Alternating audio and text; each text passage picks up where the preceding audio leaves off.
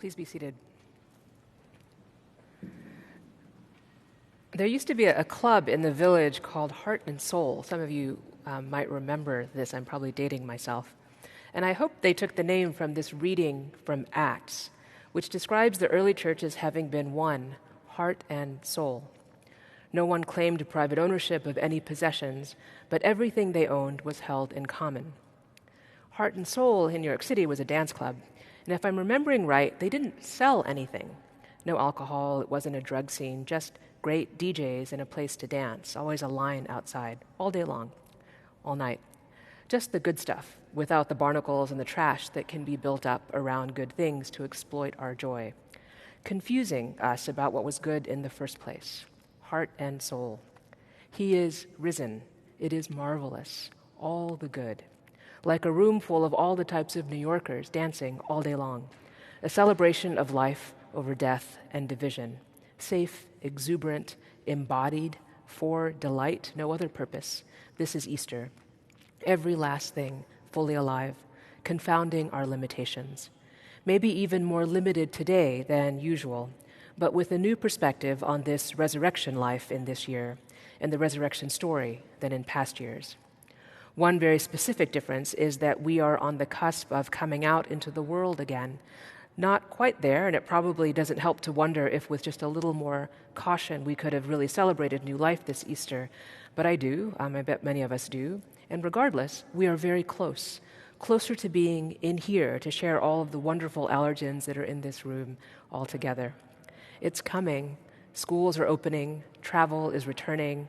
Friends are sharing their pictures with their vaccination cards. I became eligible during Holy Week, and my family made sure that I had an appointment that week. One and done is me, and so grateful. I am so grateful to the excellent team up in Co-op City where I got to go. Everyone I saw, an immigrant, Nigeria, the Caribbean, Central America, badass, as they would say in the Bronx, efficient, caring medical workers. A year of risking tied up in all of their lives for the greater good, for us. It felt like a dance party, I have to say, the first truly celebratory thing that I have been a part of with strangers for a year, heart and soul. Workers, the essential fabric of this city. If they are not already, they should be made citizens and homeowners, not a need among them, cared for by the joy of our witness of new life among us. For that is the resurrection witness. Every year about this time, discussions start among some about how we are to understand Easter. Is it literal? Do the liberals or those social justice-oriented people really believe? It's just awful, frankly. Every year it's discouraging. And I can declare to you here with a lot of confidence that everyone is wrong. The point is not to understand resurrection. You can't. And if you think you can, you don't understand life. You probably don't understand death. It is simply impossible, like all doctrine, impossible. What we are to understand is its witness, that we might believe in God and in one another. And resurrection witness, what the knowledge of resurrection does to people, is what we hear about in these readings. The first witnesses, the ones whose stories we repeat, responding to this marvelous news, heart and soul, it says. This year we know in ways I know I have never known before what it is to be pulled out of the day-to-day, to have everything change, life upended for a long while, absolutely everything, work, school, market, travel, family. Like those disciples who followed Jesus around for a few years, probably returning home sometimes, but as the stories go, fishermen who for the most part are not fishing, tax collectors, farmers, tradespeople, sellers of purple cloth, forming some kind of new community, the ones with the money using it, the others being their messy selves, everyone in a new thing together. Some we never hear from again in the whole story after they're called in the first readings, but they are witnessing the stories that we read. We know they're there, like those silent squares on all of our Zoom calls in this past year. For most of us, again, not all, some have lived these radical disruptions in their lives in other ways, through disability or migration, detention, incarceration, illness. But for most of us, this is a new insight in this last year, a new way to read the gospel. So do take it. It is an opportunity to see some new things in the stories of Jesus and of Jesus' disciples, and it probably won't come again in quite this way. Listen for what calls out to you in these readings, what you are called to bear witness to in the Gospels in this time. from this time. And of course, our friend Thomas. And those terrifying resurrection appearances that we begin to hear about this week, they must have been terrifying. And we should remember, Jesus does not come back and settle in. Even though Easter is kind of settled for us, a settling time, green blades are rising, happy mornings are being sung about, it is a peaceful season for us. But it wasn't for them. An executed state prisoner keeps showing up when they're eating, is essentially the story.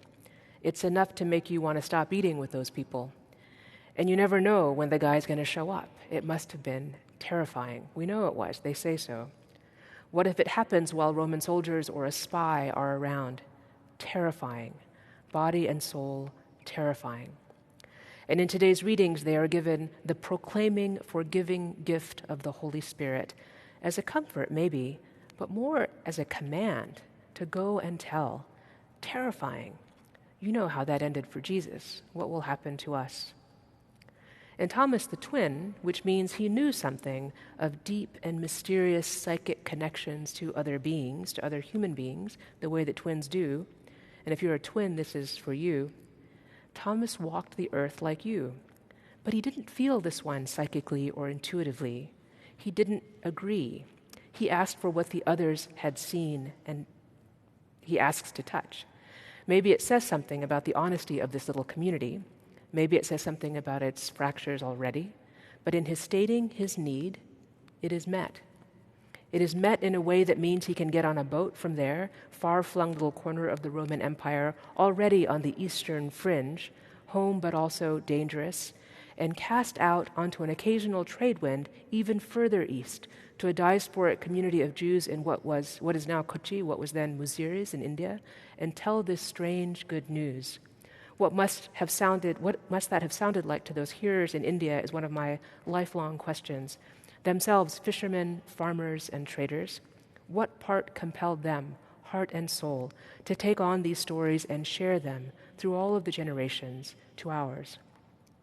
I hope you can feel that energy in these readings. They pulse of light, the Christ light, radiant for all the world to see, a grace sufficient to meet your gravest sins, the ones you still remember, the ones you still regret, the ones you will probably do again. A radiant, transformative, revolutionary, and compelling enough light to cause believers to not believe that they have to even own stuff.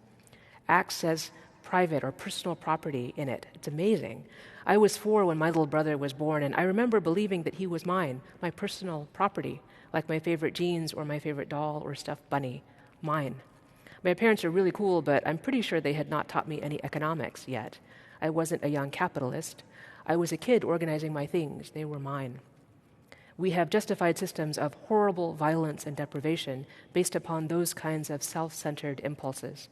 There is enough grace to cover that, to convert that, we hear today.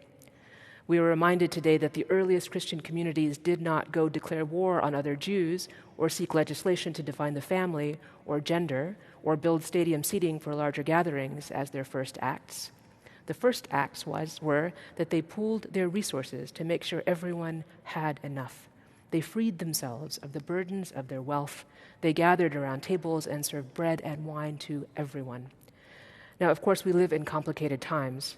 There's often no one around to help us if we don't help ourselves, but I suspect it must have been quite grim in the first century as well. We are to be a countercultural people, and we have been from the very beginning. A storytelling, sharing, loving people, sitting a little too long with one another, maybe a little too much wine or bread, definitely laughing too loud, we're probably kind of huggy from the beginning.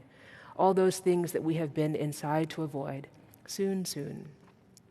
This miraculous story has come right to us, to you, in your home. You can see it and smell it. You can touch it if you want. The body is right there. For no reason except that you should believe that the death-dealing, fear-mongering, evil, competitive forces of this world have no dominion over us, over you, over me. God has made you with careful intention and made your kin and neighbor, and God asks you to notice and love more than you thought you could. And may it be said of us that, like our ancestors in the faith, they were an exuberant bunch, reckless, in love with one another. Not a one was in need near them. They thought they could change this world. They asked for what they needed. to see, to touch, to know for themselves the ways of God. They walk joyfully in the light of Christ. Everything, anything that brings death is defeated. Life anew for everyone. Like the riot of flowers in our city this morning and in this church, like the riotous diversity of this great city that is our great treasure, like the precious heart of you that Jesus has returned to lift up and hold, you are more than enough, beloved. Proclaim this good news. My Lord and my God, heart and soul.